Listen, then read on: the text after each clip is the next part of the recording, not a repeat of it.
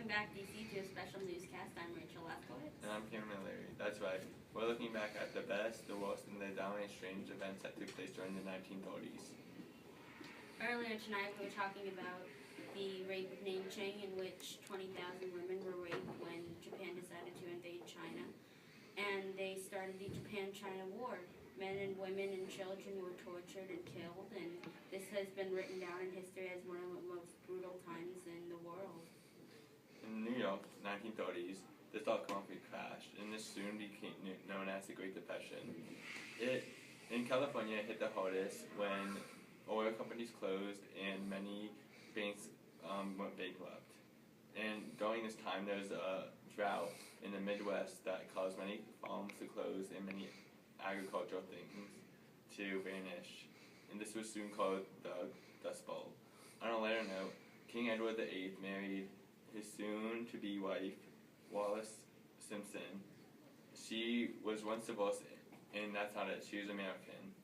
And to marry her, he had to give up the throne.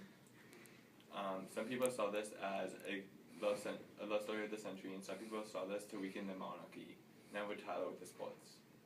Thanks, guys. In Uruguay in 1930, Uruguay hosted the first FIFA World Cup. There was 13 teams, 9 of them came out of America. The final match ended in a Uruguay win of Argentina 4-2. There were 90,000 people in the stands. Later on, in 1936, Berlin, Germany, the Nazi Party had already risen. The Olympics were held in Berlin that year. And there were Jewish athletes there, and in fear of boycott, they had to consult the government of Germany to make sure that none of the Jewish athletes were kicked out or mistreated or not given a fair chance. The games were televised for the first time in 49 countries. Jesse Owens, an American track star, he won 4 medals, and his teammates won 12 gold medals, defacing the fact of Aryan race. Now back to you guys. Thanks for the sports, Tyler. Now with some more top news. In the year 1939, Germany decided to invade Poland, and they decided to attack the Polish airfields and their ships. So on September 3rd, Poland decided to declare war on Germany. Now over to Jaden Henderson for today's feature. That was good. Thanks, Rachel. Today's feature, Germany's invasion of Poland. That's right. On September 1st, 1939, also known as the September Campaign, Germany invaded Poland with 1.5 million soldiers, along with Russia's 500,000 soldiers and 50,000 soldiers from the nation of Slovakia.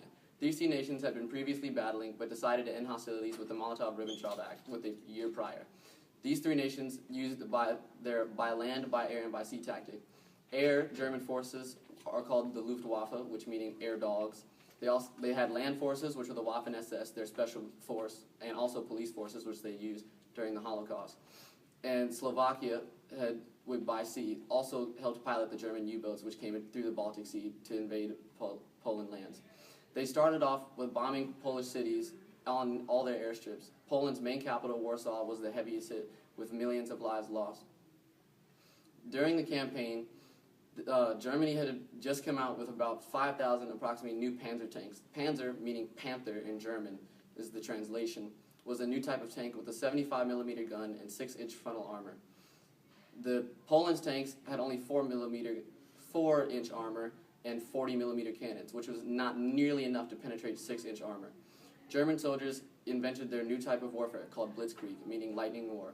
They would surround targets, blow them to oblivion, and then continue on with their campaign. Russia's new Zodiac turret had just been invented, designed to plow through. Poland, in an attempt to stop the nation's Germany's invasion into their country, Poland had placed along routes, along cities, and in towns what they called oracles, or watchtowers. These oracles/watchtowers were placed with Poland soldiers and sniper teams, designed to pick off unaware Germans when they came into the city. Germans, in response to this action, used their Panzerfaust, also called Panther Fist in German, in response to their new tank. It used the same type of RPG-propelled grenade that the German Panzer tank used with the 75mm cannon, only fired from a shoulder launcher and not from a turret tank. These would immediately blow up Oracle towers, leaving Poland forces with no chance, also with the Russian Zodiac turret easily blowing through the wood that they used in the Oracle tower. The war was extreme. Germany only with 59,000 casualties, including the other two nations, took the lowest hit, while Poland lost millions of lives. It was truly a tragic war. On a much lighter note, we're going to switch to the culture of the 1930s, which has been one of the most groundbreaking of the time. So in this year, February 1st, 1930, Pluto was discovered by Klein W. Tombaugh at the Flagstaff, Arizona. He was looking up in the sky, trying to find a star, but he actually found what's called a celestial body, looked at it, decided it was a planet, sent it out to multiple nations, they approved of it. Also formed was the blood transfusion. The blood transfusion was first attempted by William Harvey, who on the battlefield was trying to piece together whether he could put animal blood in humans intravenously, meaning through the vein. Since he could not, and it also led to disease and often the death of the patient, he decided to quit his experiments rather than keep going. In the Spanish Civil War, hearing of Harvey's previous attempts at the blood transfusion, they tried the same thing except with other human blood. Since they didn't have the technology to determine between types of blood, almost 50,000 deaths were recorded from the attempt of the blood transfusion. But during the 1930s, scientists from England and Poland, because they are nations during the 1939 September campaign, decided to come together. By using a new process which broke down blood into separate fragments, much smaller fragments than the blood cell itself, which the blood cell is composed of, they're able to successfully complete the first blood transfusion, saved millions of... Sorry for the technical difficulties. The last bit of information for our culture list was the invention of the turbojet engine. Sir Frank Whittle, an English scientist, and Sir Hans van Ohain from Germany, studied at the University of Gutenberg, had worked separately on their projects for the turbo engine. Ohain got a lot farther than Sir Frank Whittle did, but at one day, at a invention process where they came together, they both accidentally bumped into each other, and when they were exchanging information on what they were building, they both said the turbojet engine. Ironically enough, they came together, and in February of 1938, they had successfully made the world's first turbojet engine. Thank you, guys. Jane, on the same topic with arts, Grant Wood he took the world by storm painting the American Gothic, which featured a farmer's daughter and the farmer, which had a pitchfork, which represented hard times. On March 14th, 1930, the first sound and vision took the world by storm. It was called The Man with the Flower in His Mouth. It premiered in London on BBC, and the plot began with a man who's at a bar dying, met a new friend who just missed his train. Tune in and see what happens next.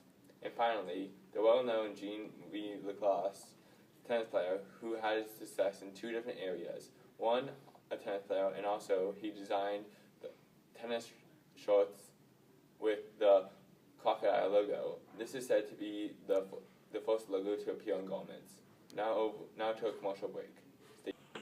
Welcome to 1930s fashion. Here we have 1930s popular clothing and accessories. Model 1, please. This Model 1 is modeling the new zip-up sweater of the 30s, very popular among sporting events, and the button-down shirt, along with his dress pants. Because they thought sporting events were nice royal events, they wore nice clothing. Model 2, please. Model 2 is wearing one of the three pieces, besides his blazer, with the suspenders, the dress belt, and the dress pants. The nice button-down shirt also goes well. Thank you for turning into the 1930s fashion. Welcome back to our issue of the day. Today we are discussing the social injustices within the social classes of India and how one man decided to take a stance against them. It all began when the government decided to give separate electorates to the lower class of India, and on September 20th, 1932, one man named Mahatma Gandhi decided that this was the last straw. He thought that this would create a permanent division between the upper and lower classes. And so, he decided to take what has now been nicknamed an epic fast unto death, in which he fasted for 6 days, eating not one single thing, until the government finally agreed to give legislative seats to the lower class of India. Gandhi had won. And for our last top news, on January 30th, 1933, Hitler was appointed to become Hindenburg's chancellor. Hitler convinced Hindenburg to disband Parliament, and on March 30th, Hindenburg signed the Enable Act, which allowed people like Hitler to rule. In August 1934, which allowed Hitler to take over. He soon turned it into dictatorship, and in the Nazi Party became one of the top largest parties in Germany. Thanks for tuning in. I'm Rachel Lefkowitz. And I'm Cameron Larry. Hope to see you next time. Don't forget to donate to the Hand Past Eye Foundation. Thank you.